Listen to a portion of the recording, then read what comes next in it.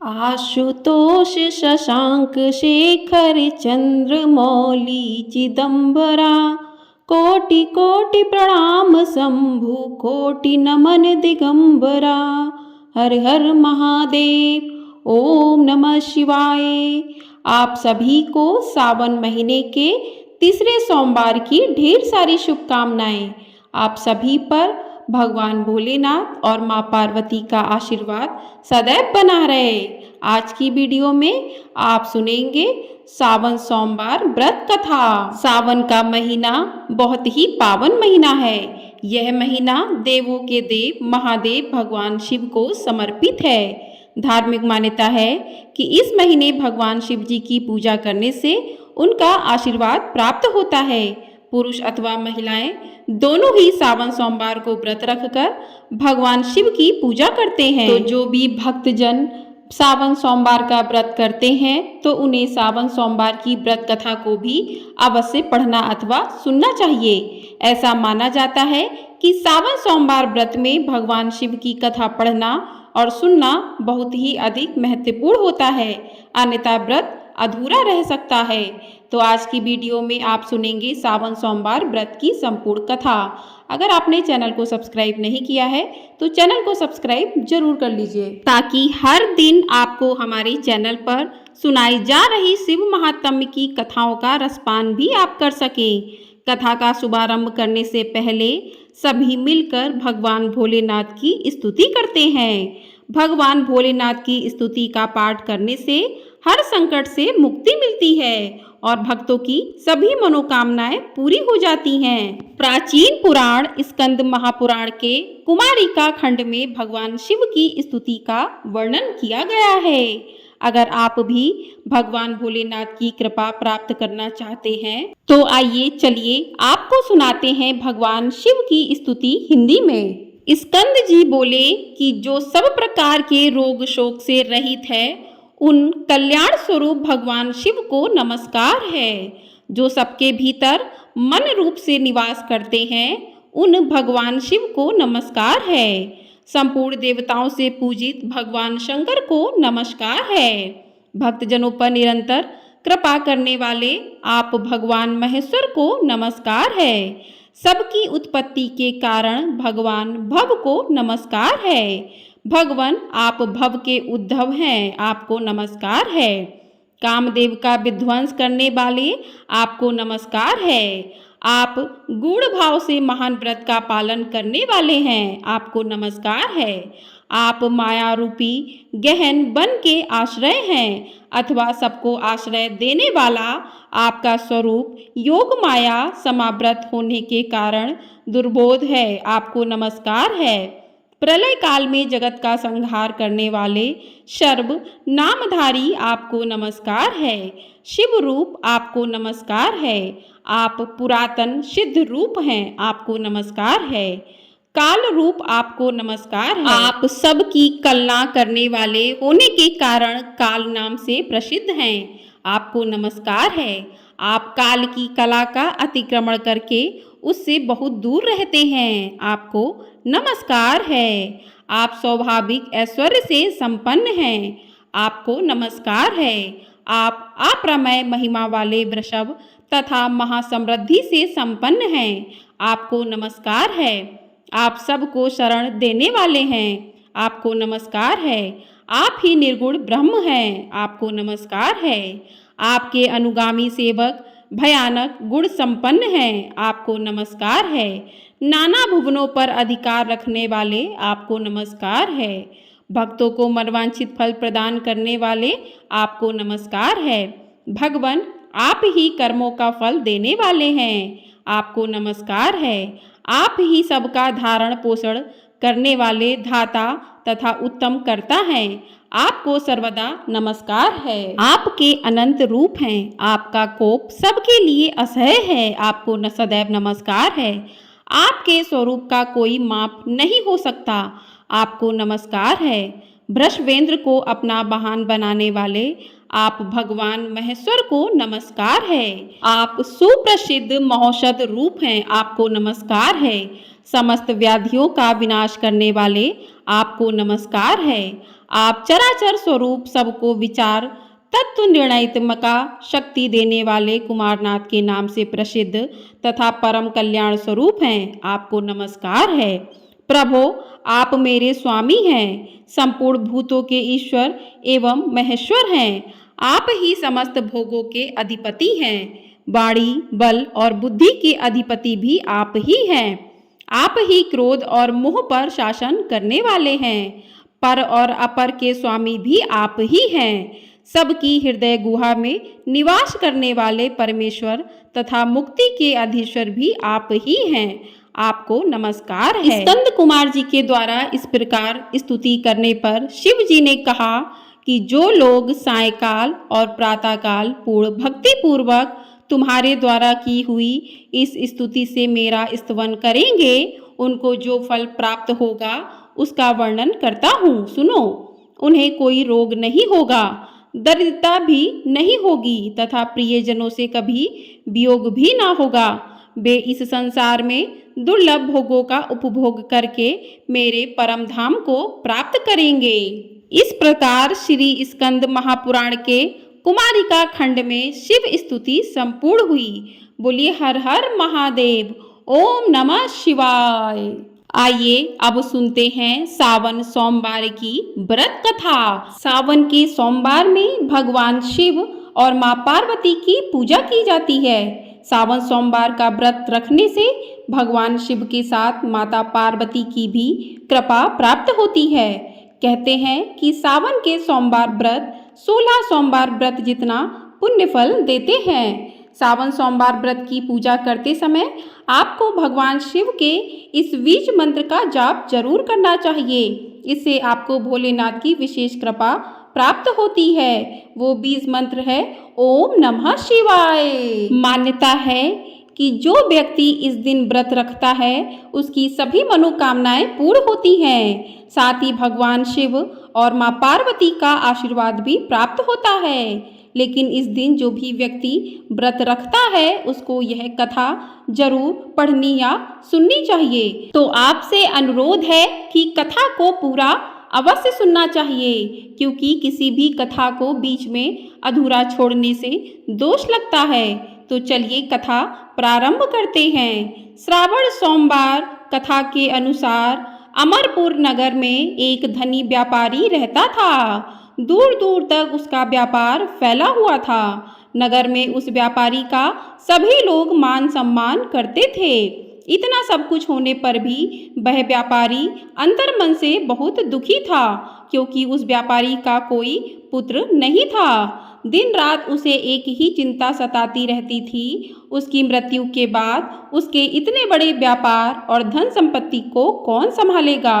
पुत्र पाने की इच्छा से वह व्यापारी प्रति सोमवार भगवान शिव की व्रत पूजा किया करता था। सायंकाल को व्यापारी शिव मंदिर में जाकर भगवान शिव के सामने घी का दीपक जलाया करता था।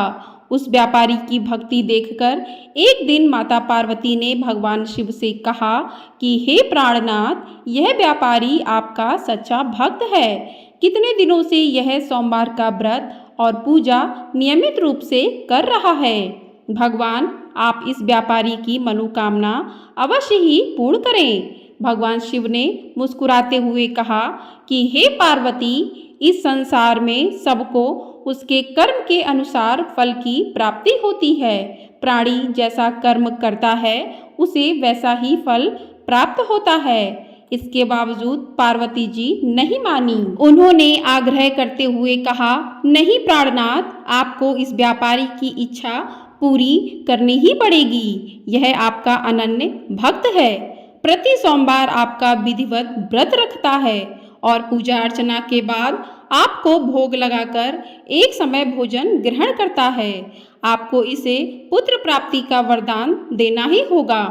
पार्वती का इतना आग्रह देखकर भगवान शिव ने कहा, तुम्हारे आग्रह पर मैं इस व्यापारी को पुत्र प्राप्ति का वरदान देता हूँ, लेकिन इसका पुत्र 16 वर्ष से अधिक जीवित नहीं रहेगा। उसी रात भगवान शिव ने स्वप्न में उस व्यापारी को दर्शन देकर उसे पुत्र प्राप्ति का वरदान दिया और उसके पुत्र के 16 वर्ष तक जीवित रहने की भी बात बताई। भगवान के वरदान से व्यापारी को खुशी तो हुई, लेकिन पुत्र की अल्पायु की चिंता ने उस खुशी को नष्ट कर दिया। व्यापारी पहले की तरह सोमवार का विधिवत व्रत करता रहा। कुछ महीने पश्चात उसके घर अति सुंदर पुत्र उत्पन्न हुआ। पुत्र जन्म से व्यापारी के घर में खुशियां भर गईं। बहुत धूमधाम से पुत्र जन्म का समारोह मनाया गया। व्यापारी को पुत्र जन्म की अधिक खुशी नहीं हुई, क्योंकि उसे पुत्र की अल्पायु के रहस्य का पता था। यह रहस्य घर में किसी को भी नहीं मालूम था। विद्वान ब्राह्मणों ने उस पुत्र का नाम अमर रखा। जब अमर 12 वर्ष का हुआ तो शिक्षा के लिए उसे वाराणसी भेजने का निश्चय हुआ। व्यापारी ने अमर के मामा दीपचंद को बुलाया और कहा कि अमर को शिक्षा प्राप्त करने के लिए वाराणसी छोड़ आओ। अमर अपने मामा के साथ शिक्षा प्राप्त करने के लिए चल दिया। रास्ते में जहाँ भी अमर और दीपचंद रात्रि विश्राम के लिए ठहरते, वहीं यज्ञ करते और ब्राह्मणों को भोजन कराते थे। लंबी यात्रा के बाद अमर और दीपचंद एक नगर में पहुँचे। उस नगर के राजा की कन्या के विवाह की खुशी में पूरे नगर को सजाया गया था। निश्चित समय पर बारात आ गई, लेकिन वर का पिता अपने बेटे के एक आंख से काने होने के कारण बहुत अधिक चिंतित था। उसे इस बात का भय सता रहा था कि राजा को इस बात का पता चलने पर कहीं वह विवाह से इनकार ना कर दे, इससे उनकी बदनामी होगी। वर के पिता ने अमर को देखा तो उसके मस्तिष्क में एक विचार आया। उसने सोचा, क्यों ना इस लड़के को दूल्हा बनाकर राजकुमारी से विवाह करा दूं। विवाह के बाद इसको धन देकर विदा कर दूंगा और राजकुमारी को अपने नगर ले जाऊंगा। वर के पिता ने इसी संबंध में अमर और दीपचंद से बात की। दीपचंद ने धन मिलने के लालच में वर के पिता की बात स्वीकार कर ली। अमर को दूल्हे के वस्त्र पहनाकर राजकुमारी चंद्रिका से विवाह करा दिया गया। राजा ने बहुत सा धन देकर राजकुमारी को विदा किया। अमर जब लौट रहा था तो सच नहीं छिपा सका और उसने राजकुमारी की ओढ़नी पर लिख दिया, राजकुमारी चंद्रिका, तुम्हारा विवाह तो मेरे साथ हुआ था। मैं तो वाराणसी में शिक्षा प्राप्त करने जा रहा हूँ। अब तुम्हें जिस नवयुवक की पत्नी बनना पड़ेगा वह कान्हा है। जब राजकुमारी ने अपनी ओढ़नी पर लिखा हुआ पढ़ा तो उसने काने लड़के के साथ जाने से इनकार कर दिया। राजा ने सब बातें जानकर राजकुमारी को महल में रख लिया। उधर अमर अपने मामा दीपचंद के साथ वाराणसी पहुंच गया। अमर ने गुरुकुल में पढ़ना शुरू कर दिया। जब अमर की आयु 16 वर्ष पूरी हुई तो उसने एक यज्ञ किया। यज्ञ की समाप्ति पर ब्राह्मणों को भोजन कराया और खूब अन्न वस्त्र दान किए। रात को अमर अपने शयन कक्ष में सो गया। शिव के वरदान के अनुसार शयनावस्था में ही अमर के प्राण पखेरु उड़ गए। सूर्योदय होने पर मामा अमर को मृत देखकर रोने पीटने लगे। आसपास के लोग भी एकत्र होकर दुख प्रकट करने लगे। मामा के रोने विलाप करने के स्वर समीप से गुजरते हुए भगवान शिव और माता पार्वती ने भी सुने। पार्वती जी ने भगवान से कहा कि हे प्राणनाथ, मुझसे इसके रोने के स्वर सहन नहीं हो रहे। आप इस व्यक्ति के कष्ट अवश्य दूर करें। भगवान शिव ने माता पार्वती के साथ अदृश्य रूप में समीप जाकर अमर को देखा तो पार्वती जी से बोले कि हे पार्वती, ये तो उसी व्यापारी का पुत्र है। मैंने इसे 16 वर्ष की आयु का वरदान दिया था। इसकी आयु तो पूरी हो गई। पार्वती ने फिर भगवान शिव से निवेदन किया कि हे प्राणनाथ, आप इस लड़के को जीवित करें, नहीं तो इसके माता पिता पुत्र की मृत्यु के कारण रो रो कर अपने प्राणों का त्याग कर देंगे। इस लड़के का पिता तो आपका परम भक्त है, बरसों से सोमवार का व्रत करते हुए आपको भोग लगा रहा है। पार्वती के आग्रह करने पर भगवान शिव ने उस लड़के को जीवित होने का वरदान दिया और कुछ ही पल में वह जीवित होकर उठ बैठा। शिक्षा समाप्त करके अमर मामा के साथ अपने नगर की ओर चल दिया। दोनों चलते हुए उसी नगर में पहुंचे जहां अमर का विवाह हुआ था। उस नगर में भी अमर ने यज्ञ का आयोजन किया। समीप से गुजरते हुए नगर के राजा ने यज्ञ का आयोजन देखा। राजा ने अमर को तुरंत पहचान लिया। यज्ञ समाप्त होने पर राजा अमर और उसके मामा को महल में ले गया और कुछ दिन बाद उन्हें महल में रखकर बहुत सा धन वस्त्र देकर राजकुमारी के साथ विदा किया। रास्ते में सुरक्षा के लिए राजा ने बहुत से सैनिकों को भी साथ भेजा। दीपचंद ने नगर में पहुंचते ही एक दूत को घर भेजकर अपने आगमन की सूचना भेजी। अपने बेटे अमर के जीवित वापस लौटने की सूचना से व्यापारी बहुत अधिक प्रसन्न हुआ। व्यापारी ने अपनी पत्नी के साथ स्वयं को एक कमरे में बंद करके रखा था। भूखे प्यासे रहकर व्यापारी और उसकी पत्नी बेटे की प्रतीक्षा कर रहे थे। उन्होंने प्रतिज्ञा कर रखी थी कि यदि उन्हें अपने बेटे की मृत्यु का समाचार मिला तो दोनों अपने प्राण त्याग देंगे। व्यापारी अपनी पत्नी और मित्रों के साथ नगर के द्वार पर पहुंचा। अपने बेटे के विवाह का समाचार सुनकर पुत्रवधू राजकुमारी चंद्रिका को देखकर उसकी खुशी का ठिकाना न रहा। उसी रात भगवान शिव ने व्यापारी के स्वप्न में आकर कहा कि हे सृष्टि, मैंने तेरे सोमवार के व्रत करने और व्रत कथा सुनने से प्रसन्न होकर तेरे पुत्र को लंबी आयु प्रदान की है। व्यापारी बहुत प्रसन्न हुआ। सोमवार का व्रत करने से व्यापारी के घर में खुशियां लौट आईं। शास्त्रों में लिखा है कि जो स्त्री अथवा पुरुष सोमवार का विधिवत व्रत करते और व्रत कथा को सुनते हैं, उनकी सभी इच्छाएं पूरी होती हैं। बोले भगवान भोलेनाथ की जय। हर हर महादेव। ओम नमः शिवाय। तो चलिए अब करते हैं भगवान शिव की आरती। ओम जय शिव ओमकारा, जय शिव ओमकारा, ब्रह्मा विष्णु सदा शिव अर्धांगी धारा। ओम जय शिव ओमकारा, एकानन चतुरानन पंचानन राजे, हंसानन गरुड़ासन वृषवाहन साजे। ओम जय शिव ओमकारा, दो भुज चार चतुर्भुज दस भुज अति सोहे, त्रिगुण रूप निरुखता त्रिभुवन जन मोहे।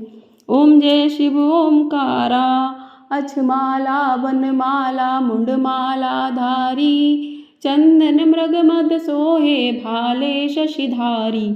ओम जय शिव ओमकारा, श्वेतांबर पीतांबर बागंबर अंगे, सनकादिक गरुड़ादिक भूतादिक संगे। ओम जय शिव ओमकारा, कर के मध्य कमंडलु चक्र त्रिशूल धरता, जग करता जग भरता जग संहार करता।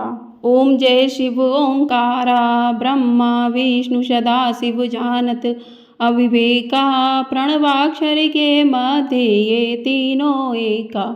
ओम जय शिव ओमकारा, काशी में विश्वनाथ विराजत नंदी ब्रह्मचारी, नितुठ भोग लगावत महिमा अति भारी। ओम जय शिव ओमकारा, त्रिगुण शिव जी की आरती जो कोई नर गावे, कहत शिवानंद स्वामी मन वांछित फल पावे। ओम जय शिव ओमकारा, ओम जय शिव ओमकारा, ओम जय शिव ओमकारा। ओम नमः शिवाय। हर हर महादेव, हर हर महादेव, हर हर महादेव। तो आपको ये वीडियो पसंद आई हो तो वीडियो को लाइक शेयर और चैनल को सब्सक्राइब जरूर कर दीजिएगा। आपको हमारे चैनल पर सावन मास के प्रत्येक दिन सावन महात्म्य की कथाएं भी सुनने को अवश्य मिलेंगी। तो चैनल को सब्सक्राइब जरूर कर लीजिएगा और कमेंट बॉक्स में हर हर महादेव अवश्य लिखिएगा। हर हर महादेव। ओम नमः शिवाय।